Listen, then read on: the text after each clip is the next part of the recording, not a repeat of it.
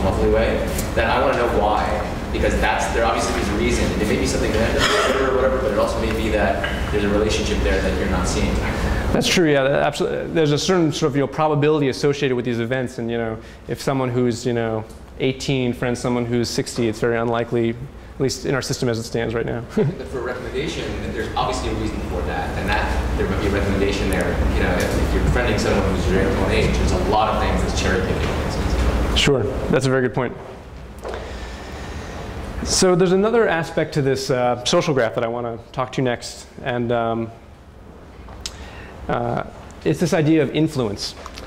So I think that we have a very unique social graph in this sense, in that people are constantly in Foursquare influencing people to do other things, and actually to not only do stuff online, but actually to go out in the real world and do things there. And so to sort of look at this problem, we use our tip network. So just to familiarize you with it, tips are these short phrases on Foursquare that that could be something like try the burger, or ask for Bob at the bar, or whatever. And so these are these short phrases or tips that people leave for each other that are like little mini recommendations.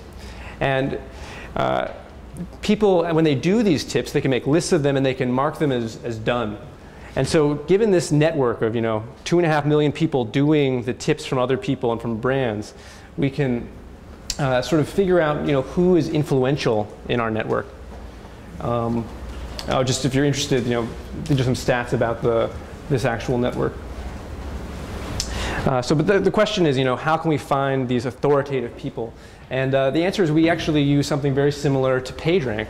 The idea is that people who are authoritative will then link to more authoritative people. So the most influential brands, in case you're curious, the History Channel, Bravo TV, National Post, Eater.com, MTV, etc. And the most influential users,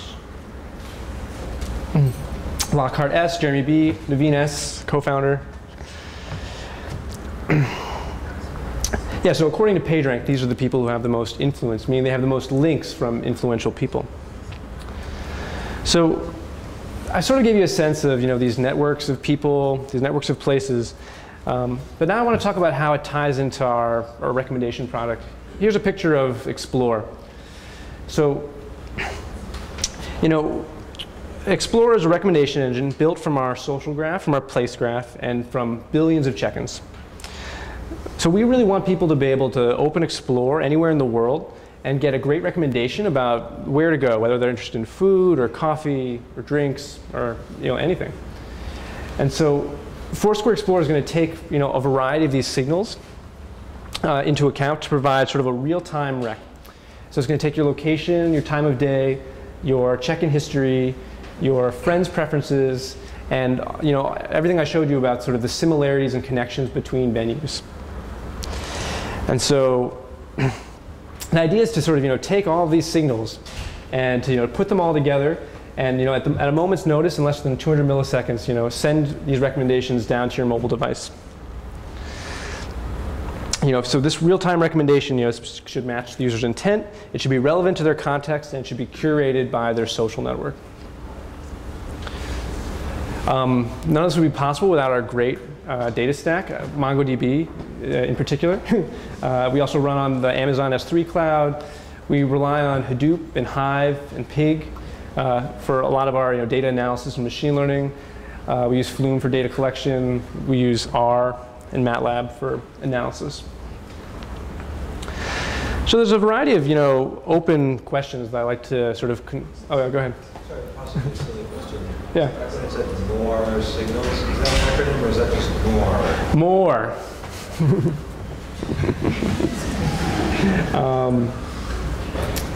Open questions. So this is the thing that we are constantly thinking about is what do check-ins reveal about the behavior of people and places and cities? Given these sort of these networks, how can we predict new connections? People who connect with each other, and places that will connect with each other, and people who connect with places, etc. We've talked a little bit about how do we measure influence, but it's still very much an open question.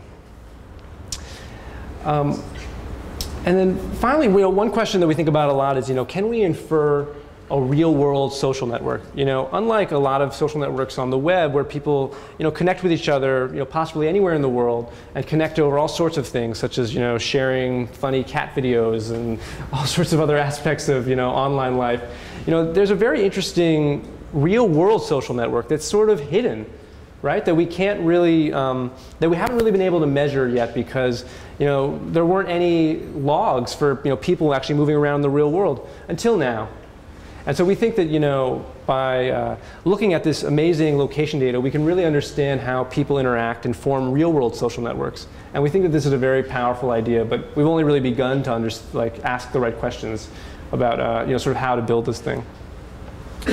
And so if you have any ideas for how to solve any of these questions, please find me after the talk.